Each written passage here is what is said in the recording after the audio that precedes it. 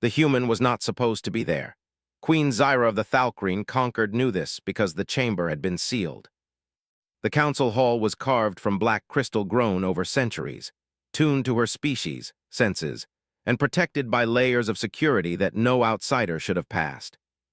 Yet when the queen turned her many-faceted eyes toward the far edge of the room, she saw him standing quietly near the wall. He was small, too small to be important. His body was upright, balanced on two legs, wrapped in plain dark clothing with no signs of rank or armor. His skin was pale compared to the deep emerald and obsidian colors of the Thalkreen. His eyes were forward-facing and unblinking, watching without challenge. He did not bow, he did not speak. He did not move, he simply stood there as if he belonged. The queen felt irritation coil through her neural crown. She had been alive for over 3,000 cycles. She had ruled through wars, plagues, and the collapse of star systems. Entire species trembled when she entered a room. And yet this human, this soft, fragile creature from the newest race in the galaxy, stood inside her council chamber as if it were a public space. "Remove that," she said sharply, pointing one clawed limb toward him. The guards followed her gesture, confusion rippling through their shared awareness. Their scanners flickered. Their weapons hesitated. The human was already registered. That should not have been possible. "He has clearance," one guard said, voice uncertain. "Impossible," the queen snapped. "No human holds authority in my conquered." The human finally moved. Slowly, respectfully, he took one step forward and inclined his head just enough to suggest acknowledgement without submission. "My name is Elias Rowan," he said. His voice was calm, low, and strangely steady. "I am here as an observer." The queen's irritation deepened into anger. Observers were permitted only during ceremonial events, and even then, never during emergency councils. This meeting had been called because 3 border systems had gone silent within a single rotation. Entire worlds did not simply go quiet. "Who sent you?" the queen demanded.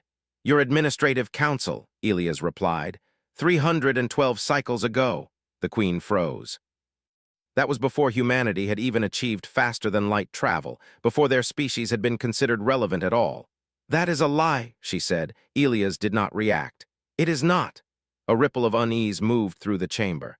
Lesser leaders glanced at one another. The queen's mind raced through memory archives, searching for the moment he spoke of. She found it buried deep in records from an age she barely remembered. A minor species, fragile bodies, short lives, a request almost humble, permission to watch. At the time, she had allowed it without thought. The humans had offered no trade demands, no political pressure, no military requests. They wanted no seats, no votes, no influence. They wanted to observe the galaxy. Queen Zyra had laughed. Now, thousands of cycles later, one of them stood before her as systems died in silence. "Why are you here now?" she asked. "Because something is changing," Elias said. The queen's mandibles tightened. "Everything is always changing." "Yes," he agreed, "but not like this." She rose from her throne, towering over him. Her presence filled the chamber, psychic pressure pressing down on every mind present. Most species lowered their gaze. Elias did not. "I did not summon you," she said coldly. "No," Elias replied, "you didn't." The queen felt a sharp spike of rage. Her voice echoed across the crystal walls. "Then why don't you leave me alone, human?" The words rang with finality, a command meant to end the matter. Elias studied her for a long moment, not with fear, not with arrogance. With something else, concern. "Because," he said gently, "this is the point where things usually break." Silence fell. The queen did not order his removal. She did not know why. Perhaps it was the way his words landed, not as a threat, but as a statement of fact. She turned away from him and addressed the council. "Continue," reports resumed. Star charts flickered into existence. Energy readings. Broken communication logs. Entire populations gone quiet without signs of battle. Elias listened. He did not interrupt. He watched. That disturbed her more than if he had spoken. As the council argued, blamed rival powers, and debated military responses, the human remained still. Only his eyes moved, tracking data, noting patterns no one else seemed to see. When the queen finally dismissed the council, she expected him to leave with the others. He did not. "Are you still here?" she asked sharply. "Yes," Elias said. "Why?" "Because the meeting is over," he replied. "But the problem is..." She turned fully toward him now. "You think you understand my empire better than I do?" "No," he said. "I think I understand collapse." The word struck her like a blade. Choose your words carefully, the queen warned. Elias nodded. Humans learned long ago that empires don't fall from enemies outside. They fall when leaders stop noticing small failures. You insult me, she said. I'm trying not to, he replied. That answer unsettled her more than any insult could have. She studied him closely now, really looking. There were no weapons on him. No hidden devices she could detect. His body showed signs of age, slight wear in his joints, faint lines on his face. He was not immortal. He would be dead in a fraction of her lifespan, and yet he spoke to her as if time favored him. What do humans want? She asked at last. Nothing, Elias said. That is never true. He considered that. Very little then. Explain. We want to survive, he said simply, and help others do the same when possible. She let out a low, sharp sound of disbelief. You are not powerful enough to help anyone. Not directly, Elias agreed. That answer made no sense. Then why are you here? She demanded again. Because, he said, when the galaxy starts to shift, humans take notes. The queen dismissed him then, ordering him to leave the palace grounds. He obeyed without argument. But over the following rotations, she began to notice him everywhere. He stood at the edges of diplomatic gatherings. He observed military drills without comment. He asked quiet questions of supply officers, medical coordinators, and planetary governors. He never told anyone what to do, he only listened. Other species mocked him, called humans weak, passive, and pointless. The queen herself repeated those words in private, yet unease grew, because wherever Elias went, records were copied, data was archived, patterns were mapped. And when a distant colony suffered a reactor failure, human ships arrived, not with soldiers but with engineers and medical teams. No demands, no flags, just help. The queen confronted him again after that. You are interfering, she accused. No, Elias said. We're responding. To what? To what comes after, he replied. She watched him leave that day, anger and confusion twisting together inside her. For the first time in thousands of cycles, Queen Zyra felt something unfamiliar, the sense that someone was waiting for her empire to end. And that they were not afraid of it. Queen Zyra told herself she could ignore the human. She had ignored many things over the ages, small rebellions that burned out, loud ambassadors who wanted attention, entire species that rose and fell like dust storms. She had ruled too long to be distracted by one soft-voiced observer. And yet Elias Rowan kept appearing at the edges of her world like a shadow that did not belong. He never entered with a crowd. He never announced himself. He did not demand an audience. But he was always there when something important happened. It began with little things. A brief glance from a clerk who looked confused to see him in the corridor. A guard who did not stop him because his clearance always worked. A visiting diplomat who frowned, then decided not to ask questions. Then it became bigger things. Queen Zyra sat at the center of her war room as a new report floated above the crystal table, shimmering with red warning symbols. The border system called Vestor had declared temporary independence, which was an insult wrapped in careful words. Vestor paid tribute in minerals and ship parts, and its orbital stations were important to trade routes. Without them, other systems would feel the pressure in weeks. The Queen's commanders argued across the room, voices sharp. Send a fleet now, one said. They are testing weakness.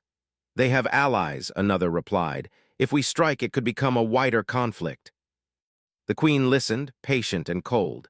She was about to speak when she felt it again, that quiet awareness, like a small stone in a perfect shoe. She turned her head. Elias stood behind the third row of officers, hands folded in front of him, looking at the floating map. No one had invited him to a military session. No one had even noticed he had entered. The Queen's voice cut through the argument like a blade. You! Every head turned. Elias did not flinch. Yes, Your Majesty. What are you doing here? She demanded. I was notified, he said, as if it were normal. A public alert was sent to all observers. There are no observers in my war room, she snapped.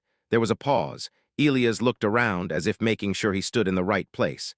Then I apologize, he said. I assumed the Conquered still honored its old agreements. The Queen's anger rose fast, hot and sharp. Old agreements. He spoke as if they mattered more than her present command. This is not your place, she said. Leave. Elias inclined his head.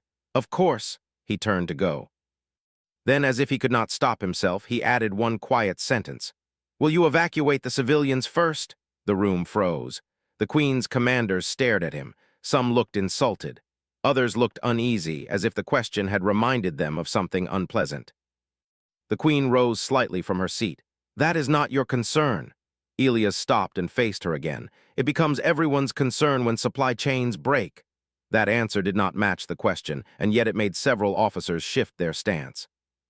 The queen's mandibles tightened. "Explain." Elias spoke carefully, slow enough that his words were easy to follow. "If Veshtor is cut off, it will not only be a military issue. Their food imports will be disrupted first, then medical supplies, then fuel, then fear.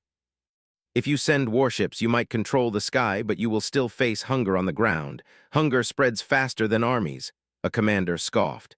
"They have stockpiles." Elias looked at the commander without disrespect, but also without apology. "For how long?" No one answered. Queen Zyra felt something strange, a flicker of irritation, yes, but also a hard, reluctant interest. The human's words were not dramatic, they were not political, they were practical. That was almost worse.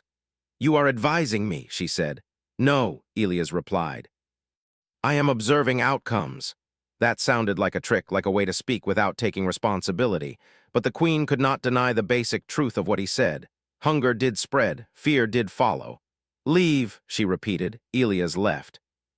But the question remained, hanging in the air. "Will you evacuate the civilians first?"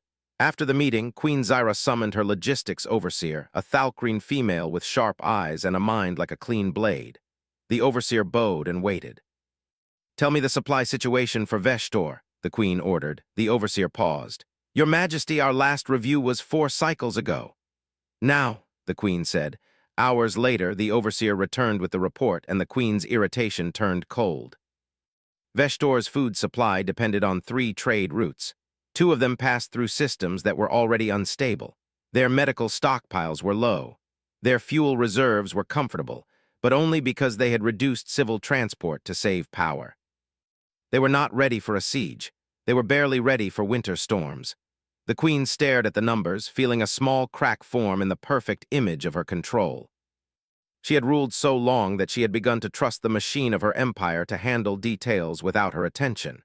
Humans, she realized, did not trust machines to keep running forever.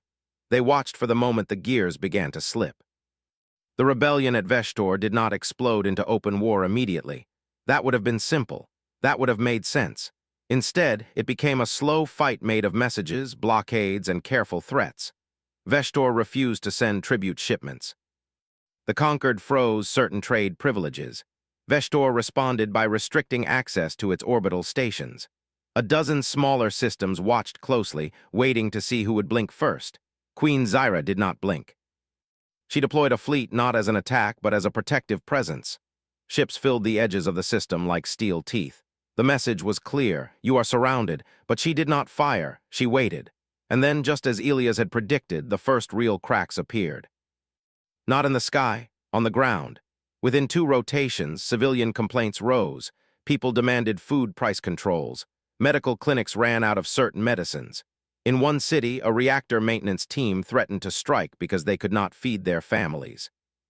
The rebellion's leaders tried to calm the population, but their words grew thinner each day. Queen Zyra watched the reports with grim satisfaction. She had seen this many times.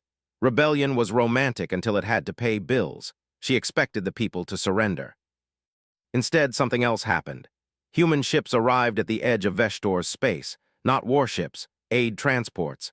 They came with clean, clear transmissions requesting permission to enter and deliver supplies to civilian centers.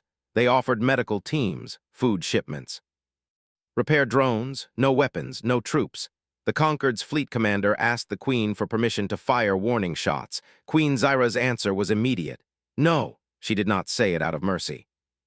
She said it because the human ships were protected under dozens of trade and observer agreements spread across the galaxy.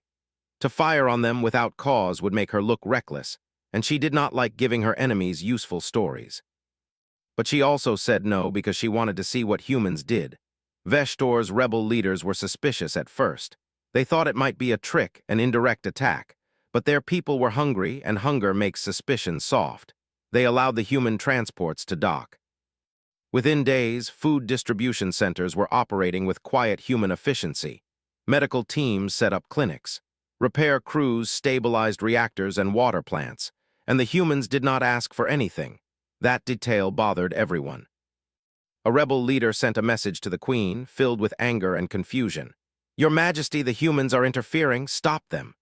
Queen Zyra stared at the message for a long time. She did not like losing control. She did not like humans touching her problems. Yet she also knew something. If she demanded the humans stop and the civilians starved, it would be her image that broke.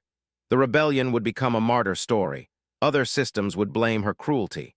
The humans had placed her in a trap built from kindness. She hated it. She called Elias Rowan to the palace. This time when he arrived, guards escorted him properly. He walked with the same calm pace as always, as if he had been summoned for tea rather than the queen's anger. The queen sat on her throne, the crystal behind her glowing faintly. Her advisors stood to the sides, silent and tense. Elias bowed his head slightly. "Your Majesty." "You are interfering," she said without greeting. "No," Elias replied, "we are delivering humanitarian support." "That system is in rebellion," she hissed. "That system contains civilians," he answered. "They chose rebellion." "Civilians rarely choose," Elias said quietly. "They endure whatever leaders decide." The queen's claws tightened on the armrests. "You dare speak to me about leadership?" Elias did not raise his voice. He did not show fear, he simply looked at her with that steady, concerned gaze. "I am not accusing you," he said. "I am describing what happens." The queen leaned forward. Why do this? Why do you keep showing up in my affairs?" Elias took a slow breath. "Because humans learn something the hard way. When systems fail, suffering spreads beyond borders. Even if you win a conflict, you can lose the future." The queen studied him. "You want Veshtor to survive?" "Yes," he said, "whether it stays with the conquered or not." That answer was worse than defiance. It meant humans did not care about her power. They cared about stability. They cared about what came after the fight. "You are undermining me," she said. Elias shook his head slightly. "We are removing the pressure that turns a political conflict into a collapse." The queen's advisors shifted. Some looked offended. Some looked uneasy because the words were true. The queen's voice grew sharper. "Humans are weak. You hold no fleets that matter. No worlds that can challenge mine. Why act as if you have authority?" Elias paused, thinking carefully. "Because we don't need authority," he said. "Not the kind you mean." The queen's eyes narrowed. "Then what kind?" "The kind people give when you help them survive," Elias replied. The room went very still. Queen Zyra felt something cold pass through her mind. She understood politics. She understood fear. She understood tribute and chains and loyalty. But loyalty earned through help was different. It was quieter, harder to fight. It did not break when leaders died. It lived in memory. She spoke slowly. "You are collecting gratitude." Elias' expression softened, almost sad. "We are collecting data." That answer made no sense, and yet it felt true. The queen rose to her full height. "I will not allow humans to rewrite my empire." Elias remained still. "We are not rewriting it. We are documenting how it changes." The queen took a step down from her throne, closing the distance. She was massive compared to him. Her presence pressed on the air like weight. "You think my conquered will fall?" she said. Elias did not deny it. He did not confirm it. He did something worse. He looked like someone who had seen storms before and was trying to warn a city that did not believe in weather. "I think all large structures eventually face stress," he said. "Some adapt, some fracture, some collapse. Humans tend to appear near the fracture lines." The queen's anger flared. "A threat." "No," Elias said. "A pattern." The queen's voice became quiet, dangerous. "And what do humans do at fracture lines?" Elias met her eyes. "We keep people alive," he said. "We build bridges, we store records. We create ways forward, even if leaders refuse to see the need." The queen felt a sudden sharp fear, not of humans attacking, but of humans outlasting her. She had ruled through strength and long memory. Humans had short lives, yet they spoke as if they carried the longest memory of all. "How long have you been planning this?" she asked. Elias seemed genuinely surprised. "Planning?" "Yes," she snapped. "This, your presence, your aid, your interference, how long?" Elias took a small device from his pocket and held it out. It projected a simple timeline into the air, nothing fancy, just dates and markers. "Humans do not plan to overthrow you," he said. "We plan to understand you." The timeline began centuries ago. Small human expeditions, observer missions, cultural studies, quiet trade agreements, emergency response rehearsals, all filed under simple names: observation, preparation, mutual survival, Queen Zyra stared at the timeline as if it were a knife aimed at her throat. "You have been watching us for centuries," she said, voice flat. "Yes," Elias replied. "Why?" Elias lowered the device. "Because your Concord holds the trade arteries of half the galaxy. If it collapses suddenly, billions will suffer. We wanted to know how to prevent that suffering." The Queen felt her anger twist into something more complicated. He spoke as if the Concord's collapse was natural, as if it was a storm on a forecast, as if her power was not eternal but temporary. She hated him for that. But she also hated how reasonable it sounded. "You expect my empire to die," she said. "I expect systems to change," Elias replied. "Humanity exists because we learned to face change early." The Queen's voice became sharper again. "Humans did not rise to power. You did not conquer. You did not build an empire. Why do you speak like a species that has authority?" Elias' gaze lowered briefly, not in submission but in reflection. "Because we tried," he said softly. The room leaned in as if the air itself wanted to listen. "We tried to build empires," he continued. "We tried to dominate. We tried to force peace through strength, and it destroyed us over and over. Our history is full of broken nations and burned cities. We learned that winning a war does not mean winning a future." He looked back up. "So we stopped chasing thrones," he said. "We started chasing stability." The Queen scoffed, though the sound was less confident than she wanted. "A noble story." "It's not noble," Elias said. "It's survival." For a moment, Queen Zyra saw it clearly. Humans were not weak because they refused conquest. They were dangerous because they had chosen a different kind of power. Power that did not look like power until it was too late. After the meeting, the Queen did not arrest Elias. She did not ban human aid. Instead, she began a quieter war. She ordered intelligence teams to dig into human networks. She demanded reports on human ship movements. She demanded lists of human contacts across the Concord. The results were worse than she feared. Humans had built connections everywhere, like roots under stone. They trained rescue teams with minor species no one considered important. They offered engineering help to outer colonies. They sent doctors to plague zones. They created small agreements with local leaders, always polite, always legal, always difficult to oppose without looking cruel. The Queen saw the pattern. Humans did not take control. They made control unnecessary. And as Veshtor's crisis continued, something unexpected happened. The rebellion leaders began to lose influence, not because the Queen crushed them, but because their people stopped needing them. When food arrived, leaders could not use hunger as a weapon. When clinics opened, leaders could not promise medicine in exchange for loyalty. When repair teams kept lights on, fear no longer ruled the streets. Humans had removed the rebellion's fuel, but they had also removed the Queen's weapon. The conflict became smaller, less dramatic. More like paperwork, and that frightened Queen Zyra more than open war ever could, because open war made the Queen look strong. Quiet stabilization made the Queen look unnecessary. Then the second crisis hit. A system far from Veshtor, an old mining world, experienced a massive chain failure in its orbital transport network. Cargo pods drifted off course. Trade slowed. Food shipments delayed.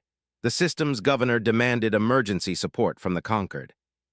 Queen Zyra prepared to send aid ships. Before her fleet even moved, human transports arrived. Again, always first. The governor publicly thanked humanity for quick assistance, not the Queen, humanity. The broadcast spread across dozens of systems. Queen Zyra watched it from her throne room, her mind sharp and cold. This was not rebellion. This was not war. This was a slow reshaping of public trust, and it was happening without violence, without threats, without anything she could easily punish. That made it nearly impossible to stop. The Queen summoned Elias again, this time without anger in her voice, only steel. When he arrived, she spoke quietly. "You are building influence." Elias did not deny it. "We are building response capacity. You are stealing loyalty." "We are earning cooperation," he replied. The Queen's eyes narrowed. "What is the difference?" Elias paused. "The difference," he said, "is that loyalty can be demanded. Cooperation is offered." Queen Zyra's claws dug into crystal. "And what do you intend to do with offered cooperation?" Elias' voice remained steady. "Reduce suffering." The Queen's mandibles flexed. "That is not an answer." "It is," Elias said, "just not one that fits inside imperial thinking." The words struck hard. The Queen felt her pride flare. "Careful," Elias nodded. Yes, your majesty, the queen leaned forward. Tell me the truth, are humans trying to end the conquered? Elias looked surprised again, and this time she believed it was genuine. No, he said, we don't need to. The queen's mind went still. Elias continued gently, as if speaking to someone standing too close to a cliff edge. If the conquered adapts, it will continue. If it refuses, it will shrink. If it breaks, it will be replaced by smaller networks. Humans will work with whatever exists because people still need food, power, medicine, and calm. He held her gaze. We don't overthrow empires, he said. We prepare for what comes after. Queen Zyra felt that cold fear again, not fear of death, fear of irrelevance. For thousands of cycles, she had been the center point, the constant, the ruler, the one every system looked to in crisis. Now she saw a galaxy learning to look somewhere else. She rose and stepped down toward him again, but this time her voice was low, almost quiet. You are dangerous, she said. Elias did not smile. Yes, the queen's eyes narrowed. You admit it. I admit what you mean by dangerous, he replied. Humans can change outcomes without firing a shot. The queen's advisors shifted nervously. Some seemed ready to protest. Others seemed to understand. Queen Zyra held up a claw, silencing them. You think your kind is wise, she said. No, Elias replied. We think our kind is experienced. The queen stared at him, trying to find arrogance, trying to find a hidden weapon in his words. But he spoke like someone who had lived through too many disasters to enjoy power games. That made him harder to fight. Why keep watching me? The queen asked, voice sharp with frustration. Why keep following my decisions? Elias answered softly. Because you are the largest weight on the scale. When you shift, everything else shifts. If you fall suddenly, millions of lives will be crushed by the impact. Humans don't want that. The queen's voice turned bitter. You pity us. Elias shook his head. No. Then what? He hesitated as if searching for the simplest truth. Humans respect weight, he said. We know what it does when it drops. The queen felt something like a crack widen inside her. She wanted to scream at him again. She wanted to order him thrown out. She wanted to declare humanity an enemy and crush their ships. But she could not, because she could already see what would happen. If she attacked human aid ships, she would become the villain in every story told across the outer systems. Even loyal worlds would hesitate. Even neutral species would fear her. The conquered would look cruel, weak, desperate. And desperation, she knew, spread like disease, so instead she did something she had not done in centuries. She asked a question. What do you want from me? She said. Elias blinked once, surprised by the directness. Permission, he replied. For what? To keep helping, he said. To keep building response networks, to keep training teams, to keep storing supplies where they can be reached fast. Queen Zyra stared at him. You want me to approve your influence. I want you to approve your stability, Elias corrected. The queen's mind spun. She could see it from both angles. If she allowed it, humans would become trusted across her empire, quietly growing stronger. If she refused, crises would become sharper and she would be blamed when people suffered. A terrible choice. And then she saw the worst part. The humans did not care which option she chose. They would keep doing it anyway, as long as they could do it legally, politely, and without giving her an excuse to crush them. They were patient. They had built their whole strategy on time. Queen Zyra's voice turned cold. How many humans are in my conquered? Elias answered immediately. More than you think. That is not a number. Elias paused. Tens of thousands directly, millions indirectly through contracted partners, shared programs, and local emergency teams trained with human methods. The queen's chest tightened. Millions. Roots under stone. You are everywhere, she whispered. Elias looked at her with that same quiet concern. Because people invite us. The queen's eyes narrowed sharply. Because you make them depend on you. No, Elias said, because we make them less dependent on you. The truth landed like a hammer. Queen Zyra felt anger rush up, but beneath it was something worse. A deep, old exhaustion she had ignored for centuries. She had carried an empire like a crown made of weight. She had told herself she was necessary, that only she could keep order. Now she saw a different possibility, not chaos, not war, something quieter. A galaxy that could function without her being the only pillar, and that thought terrified her. The meeting ended with no clear victory. Elias left calmly, as always. The queen remained on her throne long after the room emptied. She stared at the dark crystal walls, hearing echoes of her own voice from the first time she had shouted at him. Why don't you leave me alone, human? Now she understood the answer. Humans did not leave problems alone when they believed those problems could become disasters. And the worst part was this: they weren't acting like enemies, they were acting like the future. On the next rotation, news arrived from Veshtor. The rebellion leaders had agreed to negotiations with the conquered, not because they feared the Queen's fleet, because human mediators had convinced them that starving civilians would destroy their own cause. The talks began. The conflict softened. And in the public mind, the story shifted.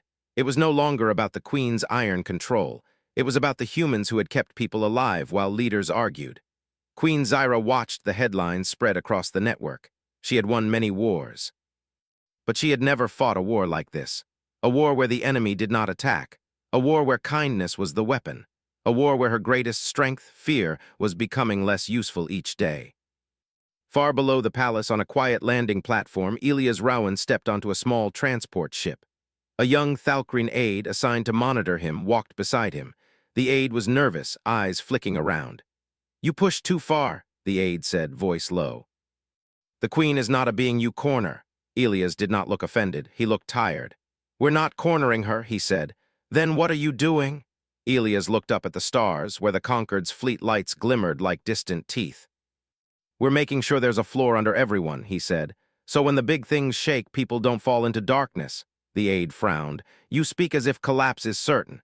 Elias' voice was soft. "Stress is certain, outcomes aren't." The aide hesitated.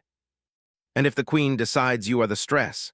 Elias looked back at the palace, bright and cold on the horizon. "Then we'll keep helping anyway," he said. "Just farther from her reach." The ship doors closed. The transport lifted off smoothly, heading toward another system with another problem. And Queen Zyra, alone on her throne, felt something she had not felt since her earliest days of rule. The sense that the galaxy was moving, not against her. Past her, Queen Zyra had always believed that power made noise.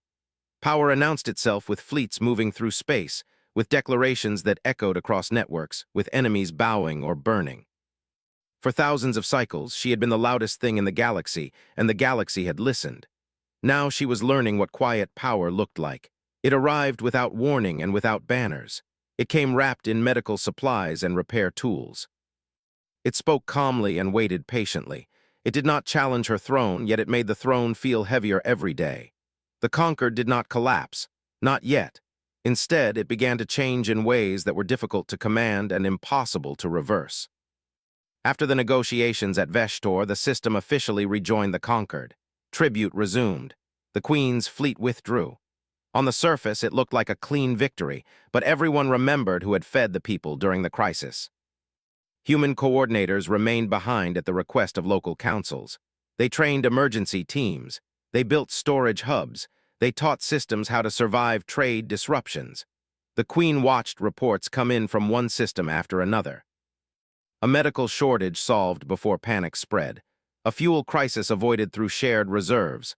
A mining strike ended when food distribution stabilized. Again and again, humans appeared just before disaster. Never after, never too late. The Queen called it coincidence. Her advisors stopped agreeing. One by one, they began suggesting human-style solutions. Backup plans, redundancy, civilian-first logistics. Ideas that did not rely on fear or punishment. Queen Zyra listened, her expression unreadable. She did not like how quickly her own people adapted. The turning point came quietly. No invasion, no rebellion, just a message. It arrived from a mid-level administrative hub in the inner Concord. The kind of place that handled trade scheduling and emergency routing. Boring. Reliable, loyal, the message was polite.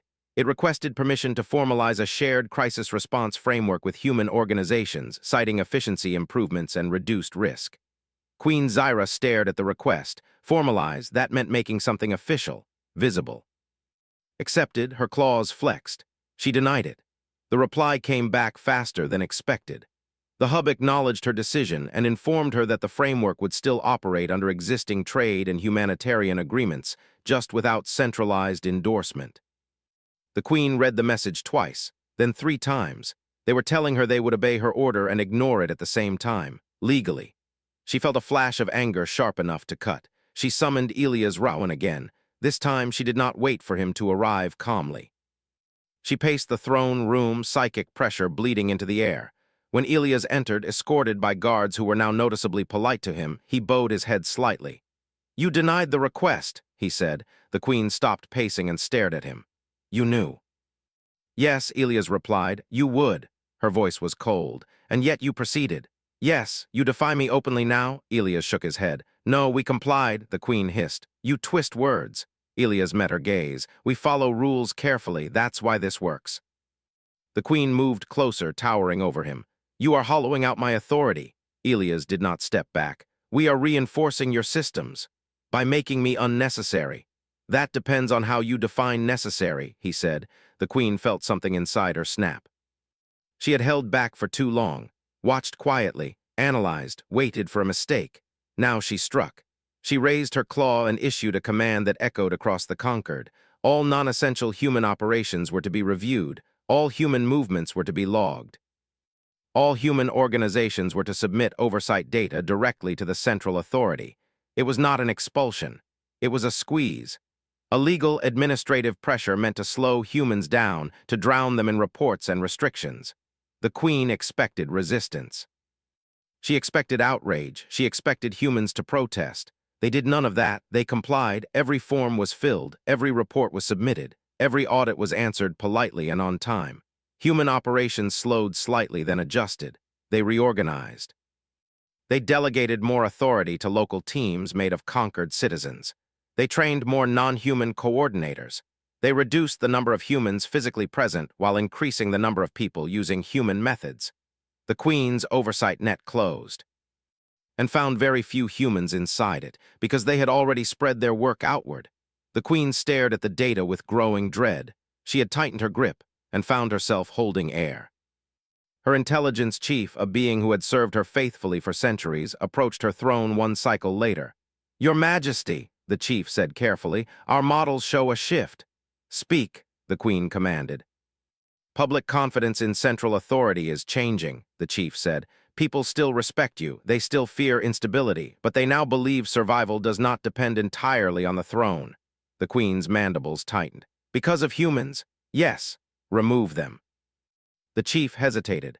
"That would cause widespread disruption," the chief said. "Many emergency systems now rely on human-designed frameworks. Removing them suddenly would increase civilian casualties in future crises." The queen felt a cold weight settle in her chest. Removing humans would hurt her people. Keeping humans would weaken her authority. She had been forced into a choice she despised. She dismissed the chief and remained alone. For the first time in centuries, she felt unsure, not of her strength, of her role. The galaxy did not stop moving while she struggled. Another crisis emerged, sharper than the others. A deep space relay failure cut off communication between several major trade systems. No messages, no navigation updates, no emergency calls. The Concord's command structure froze. Without data, fleets hesitated. Local governors waited for orders that did not come. Panic began to rise, and then the human networks activated. Backup relays came online. Old protocols reactivated. Emergency couriers launched along pre-planned routes. Within hours, basic communication was restored across half the affected region. The queen learned about it after the fact, not because humans hid it, because no one thought to tell her first. By the time the report reached her throne, the crisis was already stabilizing. The queen felt rage, yes, but beneath it was something worse. Relief. Relief that millions had not suffered. Relief that the system had not broken completely. She hated that feeling. She summoned Elias one last time. When he arrived, the queen did not shout. She did not threaten. She looked tired. "You are replacing me," she said quietly. Elias shook his head. "No, you are building a galaxy that does not need me." "Yes," he said. The honesty hurt more than any lie. The queen straightened. "Why?" Elias took a slow breath. "Because systems built around single points of failure always break," he said. "Humans learned that early. We lost entire civilizations before we understood it." The queen's voice was low. "I am not a failure." "No," Elias agreed. "You are a load-bearing structure." She stiffened. "Explain." "When something holds too much weight for too long, it weakens," Elias said. "Not because it is flawed. Because nothing was meant to carry everything forever."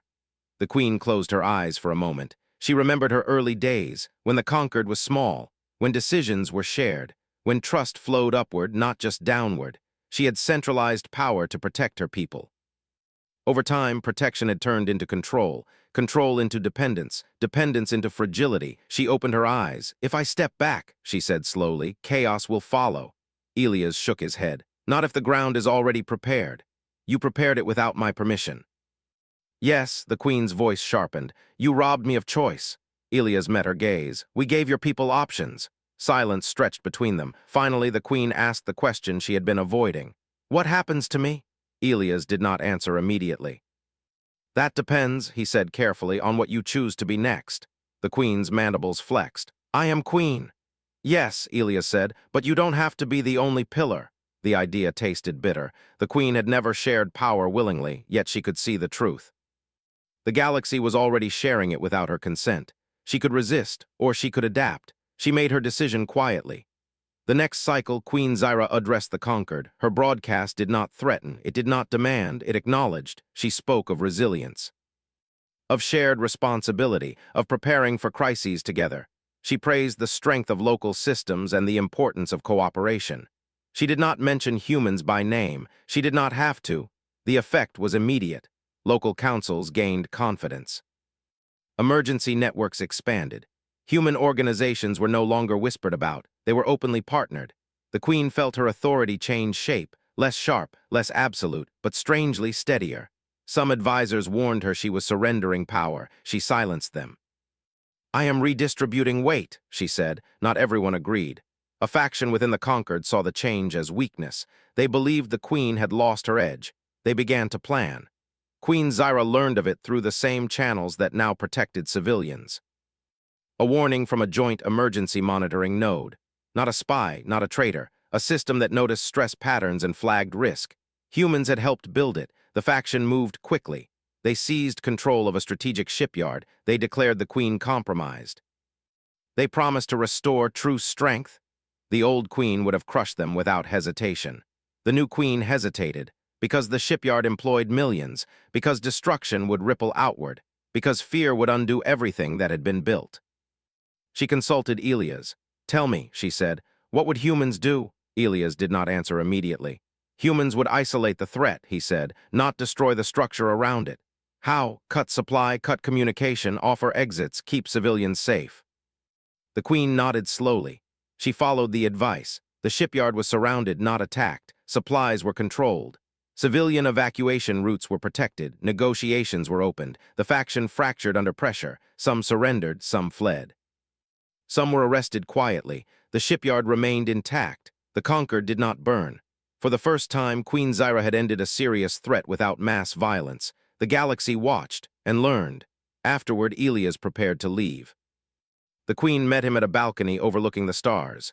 "You are going," she said. "Yes," Elias replied. "You're stable." The queen felt something tighten inside her. "Will you come back?" "Only if needed," he said. She watched him for a long moment. "Why did you stay?" she asked. "When I resisted, when I threatened, when I tried to trap you." Elias looked out at the galaxy. "Because if we leave too early," he said, "the old patterns snap back." The queen nodded. She understood. "And now?" she asked. "Now," Elias said, "the systems can breathe without us holding them." The queen turned to him. "You have changed my empire." Elias smiled faintly. "You allowed it," she snorted softly. "Do not flatter me." "I'm not," he replied. "You chose adaptation over fear, many don't." She studied him. "Humanity frightens me," she admitted. "That's fair," Elias said. "You frighten us too." The queen gave a short, sharp laugh, then she grew serious. "What will history say?" she asked. Elias thought. "It will say the conquered did not fall," he said. "It evolved." The queen looked back at the stars. For the first time in centuries, she did not feel alone at the center of the galaxy. She felt supported. As Elias departed, the queen remained, watching lights move through space. The conquered still existed. She still ruled. But the galaxy was no longer balanced on her alone. And deep down, she knew that was why it would survive.